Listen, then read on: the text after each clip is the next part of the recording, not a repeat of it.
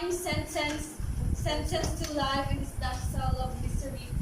I can see the key hangs there, just as my fingers wish. In the dangling map of freedom. There will be no execution for me, no state of this execution. My life has convicted me with the crimes I did not commit, my penalty meted out. I followed every rule, broke no laws, and have just paid my fines to society that shuns upon me. There was no fair trial, no chance for me to plead my case. The jurors were sent from hell, quick to judgment, and showed no mercy as they read their verdict. Life, death, what does it matter? It's all about the same in this prison.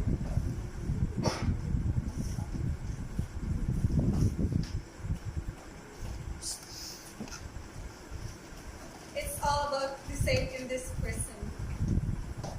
I am but a mere victim. The criminal has gotten away. While I do the time for fate's crimes against me. So I sit here waiting for the final day that they walk me through that longest mile. Waiting for the poison that flow within my veins. Bulat naman ako.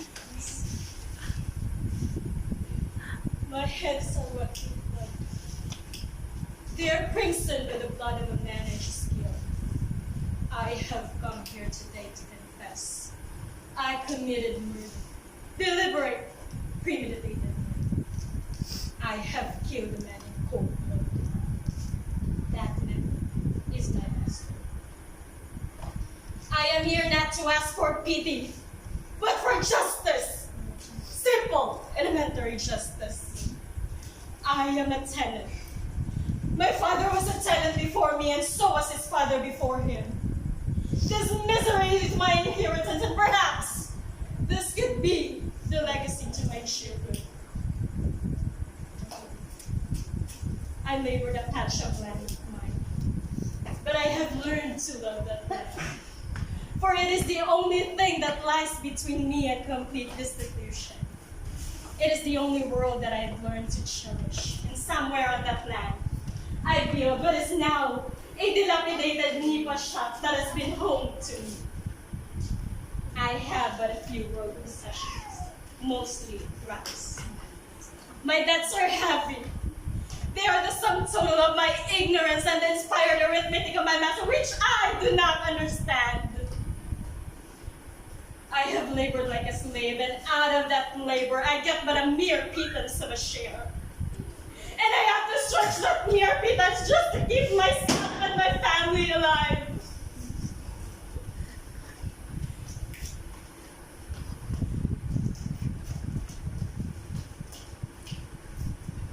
You tell me that under the Constitution, I am a free man. Free to do what I believe is just. Free to worship God according to the dictate of my conscience. But I do not understand all of this, for I have never known freedom. I have always obeyed the wishes of my master out of fear. I have regarded myself as no better than a slave to the man who owns the land on which I live.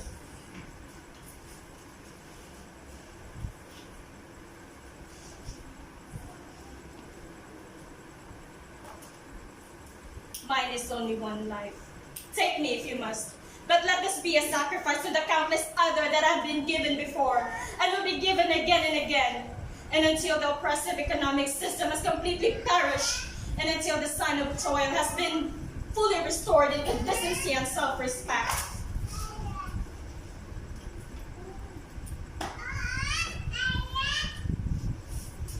Out of the deliberate design, I killed him, for I could no longer stand this thought of being perpetually a slave.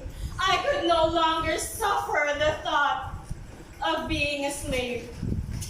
My dear friends, I am but a peace-loving citizen. I have nothing but love for my fellow men, and yet, why did I kill this man? For he was the symbol of the economic system which shamelessly exists in the bright sunlight of freedom that is guaranteed by the Constitution to every man and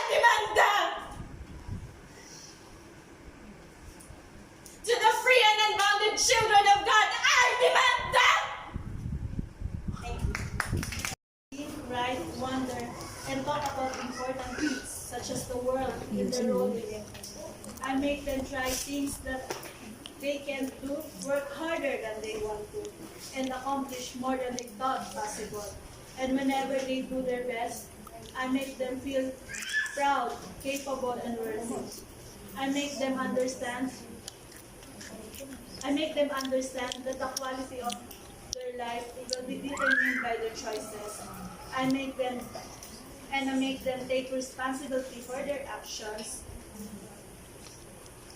I make them appreciate the importance of integrity and honor. Of integrity and honor in a world that too often shows little regard for either. I make them respect themselves and others with respect. I make them feel proud and grateful to live in Philippines, where people are entitled to live fairly and with respect. I make them fairly and with respect and judged by their accomplishment and character, not by their color, creed, or the size of their bank account. And most of all, I make difference. I don't just make a living, I make lives. Yay!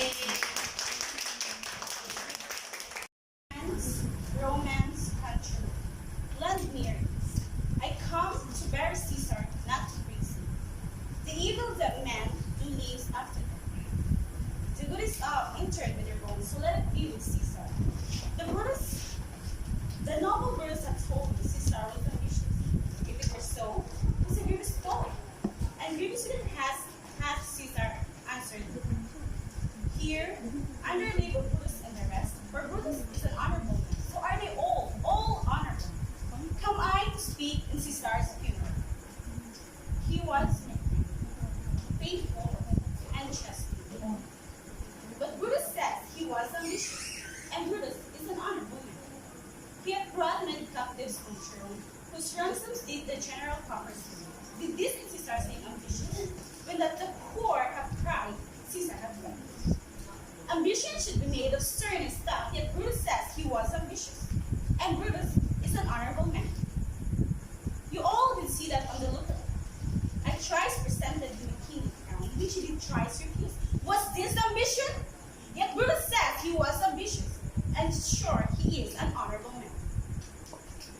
I speak not to disprove what Brutus spoke, but here I am to speak what I do know. You all did love him once, not without cause. What cause with all to them? To mourn for him. Oh, judgment, though it fled to British beasts